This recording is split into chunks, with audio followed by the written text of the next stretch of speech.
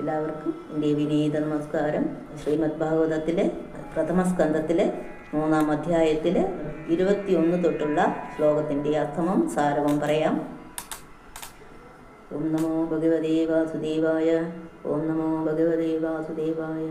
ഓം നമോ ഭഗവതേ വാസുദേവായ. ഓം. ശ്ലോകം 21. തദ സപ്തദശീ ജാത സത്യവ്രതാം പരാശരാത് ചക്രേ വേദധരോ ശാഖ ദൃഷ്ടാ പുംസോൽപമേധസ. തദ സപ്തദശേ ജാത സത്യവ്രതാം പരാശരാത് ചക്രേ വേദധരോ ശാഖ ദൃഷ്ടാ പുംസോൽപമേധസ. തഥ പിന്നെ സപ്തദശി 17-ാമത്തതിൽ പരാശരനിൽ നിന്ന് സത്യവതിയിൽ നിന്ന് ജാതക ജനിച്ചു. പുംസക ജനങ്ങളെ അല്പമേധസ ബുദ്ധി കുറഞ്ഞവരായിട്ട് ദൃഷ്ട കണ്ടിട്ട് വേദധരോ വേദവൃക്ഷത്തിന് ശാഖകളെ ചക്രേ ഉണ്ടാക്കി. 17-ാമത് വ്യാസാവതാരം പരാശര മഹർഷിയുടെയും സത്യവതിയുടെയും പുത്രനായി അവതരിച്ചു. ജനങ്ങൾക്ക് വേദങ്ങളെ അറിയാനുള്ള ബുദ്ധി പോരാതായിരിക്കുന്നുവെന്ന് കണ്ടതിനാൽ വേദമാകുന്ന വൃക്ഷത്തിന് ശാഖകളെ കൽപ്പിച്ചു. ശ്ലോകം 22. നരദേവത്വമാപന്ന സുരകാരാചികേഷയ സമുദ്രനിഗ്രഹാദീനി ചക്രേ വീര്യാണ്യതപരം. ദേവതാത്വമാപന്ന സുരകാരാചികേഷയ സമുദ്രനിഗ്രഹാദീനി ചക്രേ വീര്യാണ്യതപരം. അത് പരം അതിൻ്റെ ശേഷം സുരകാര്യ ചികിത്സയ ദേവകാര്യത്തെ ചെയ്യുവാനുള്ള താൽപ്പര്യത്തോടുകൂടെ നരദേവത്വം രാജാവെന്ന അവസ്ഥയെ ആപന്നാഹ പ്രാപിച്ചവനായിട്ട് സമുദ്രനിഗ്രഹാദീനി സമുദ്രത്തെ ബന്ധിക്കുക മുതലായ വീര്യാണി പരാക്രമങ്ങളെ ചക്രേ ചെയ്തു. 18-ാമത് ശ്രീരാമാവതാരം ദേവന്മാർക്ക് രാക്ഷസന്മാർ നിമിത്തമുള്ള ദ്രോഹങ്ങളെ തീർത്ത് ദേവലോകത്തെയും ഭൂലോകത്തെയും രക്ഷിക്കുവാനായിട്ട് ഭഗവാൻ രാജാവായി അവതരിച്ചു. സമുദ്രബന്ധനം മുതലായ മഹാപരാക്രമസാധ്യങ്ങളായ പ്രവൃത്തികളെ ചെയ്തു. ശ്ലോകം 23. ഏകോനവിംശേ വിംശതിനി വൃഷ്ണീഷു പ്രാപ്യ ജന്മനി രാമകൃഷ്ണാവിദീപോ ഭഗവാനാഹരദ്ഭരം. ഏകോനവിംശേ വിംശതിനി വൃഷ്ണീഷു പ്രാപ്യ ജന്മനി രാമകൃഷ്ണാവിദീപോ ഭഗവാനഹരദ്ഭരം. ഏകോനവിംശേ 19-ാമത്തേതിലും വിംശതിമേ 20-ാമത്തേതിലും രാമകൃഷ്ണോ ബലരാമൻ ശ്രീകൃഷ്ണൻ എന്ന പേരോടുകൂടെ വൃഷ്ണികളിൽ ജന്മനി 2 മൂർത്തികളെ പ്രാപിച്ചിട്ട് ഭഗവാൻ ശ്രീഹരി ഭൂമിയുടെ ഭാരത്തെ ഹരിച്ചു. 19-ാമത് ബലരാമാവതാരം, 20-ാമത് കൃഷ്ണാവതാരം. ഈ 2 അവതാരവും ഒരേ കാലത്തുണ്ടായി.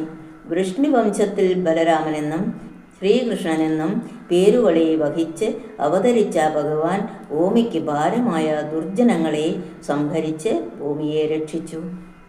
ശ്ലോകം 24. തദക്കലോ സംപ്രവൃത്തി സമ്മോഹായ സുരദ്ദിഷാം ബുദ്ധോ നമസ്താജനസുത കീകടേഷു ഭവിഷ്യതി. തദക്കലോ സംപ്രവൃത്തി സമ്മോഹായ സുരദ്ദിഷാം ബുദ്ധ നാംനാ ജനസുത കീകടേഷു ഭവിഷ്യതി. തത പിന്നെ കലി സംപ്രവൃത്തി നന്നായി പ്രവർത്തിക്കുമ്പോൾ സുരവിഷാം ദേവശത്രുക്കളുടെ സമൂഹത്തിനായിക്കൊണ്ട് ബുധനാംന ബുധൻ എന്ന പേരോടുകൂടെ അജനസുത അജനപുത്രനായിട്ട് കീകടരാജ്യങ്ങളിൽ ഭവിക്കും. 21-ാമത്തേത് ബുദ്ധ അവതാരം. ഇനിമേൽ സത്രത്തിന് ശേഷം ബുദ്ധാവതാരം ഇനിമേൽ എന്താവാൻ പോകുന്നു. കലിയുടെ പ്രവൃത്തി എങ്ങും ഒരുപോലെ പിടികൂടിയിരിക്കുമ്പോൾ കീകട രാജ്യങ്ങളിൽ കപിലവസ്തുവെന്ന സ്ഥലത്തിൽ അജനൻ എന്ന രാജാവിൻ്റെ പുത്രനായി ബുധൻ എന്ന പേരോടുകൂടെ ഭഗവാൻ അവതരിക്കും. ദേവശത്രുക്കളെ തൻ്റെ ഉപദേശത്താൽ മോഹിപ്പിക്കും. ശ്ലോകം 25. ആദാസോ യുഗസന്ധ്യായാം ദസ്യോ പ്രായേഷു രാജസോ ജനിതാ വിഷ്ണു യശസോ നാംനാ കൽഗീൻ ജഗത്പതി. ആദാസോ യുഗസന്ധ്യായാം ദസ്യു പ്രായേഷു രാജസോ ജനിതാ വിഷ്ണു യശസോ നാംനാ കൽഗീൻ ജഗത്പതി. അഥ പിന്നെ അസോ ജഗത്പതി ഈ ലോകനാഥൻ യുഗസന്ധ്യായാം യുഗാവസാനത്തിൽ രാജസു രാജാക്കന്മാർ ദസ്യുപ്രായേഷു കള്ളന്മാരെ പോലെ ആയിരിക്കുമ്പോൾ വിഷ്ണു യശസ്സിൽ നിന്ന് നാംന കൽഗി എന്ന നാമത്തോടുകൂടെ ജനിത ജനിക്കും. 22ാമത് കൽഗി അവതാരം അതും മേലിൽ ഉണ്ടാവാൻ പോകുന്നതാണ്. കലിയുഗത്തിൻ്റെ അവസാന ഘട്ടത്തിൽ രാജാക്കന്മാർ ജനങ്ങളുടെ സമ്പ്രദായത്തിനെ അപഹരിക്കുന്ന കള്ളന്മാർക്ക് തുല്യന്മാരായിരിക്കുമ്പോൾ അവരെ സംഹരിച്ച് ജനപരിപാലനം ധർമ്മപ്രകാരം നടത്തുവാൻ വേണ്ടി വിഷ്ണു യശസ് എന്ന ബ്രാഹ്മണനിൽ നിന്ന് കൽഗി എന്ന പേരോടുകൂടെ ലോകനാഥനായ ഭഗവാൻ അവതരിക്കും. ഓം നമോ ഭഗവതേ വാസുദേവായ. ഓം നമോ ഭഗവതേ വാസുദേവായ. ഓം നമോ ഭഗവതേ വാസുദേവായ. ഓം ശ്രീകൃഷ്ണ പരമാത്മനേ നമഃ. തവ പാദാരവിന്ദം ശരണാഗതം വാസുദേവം ജഗത്സർവം.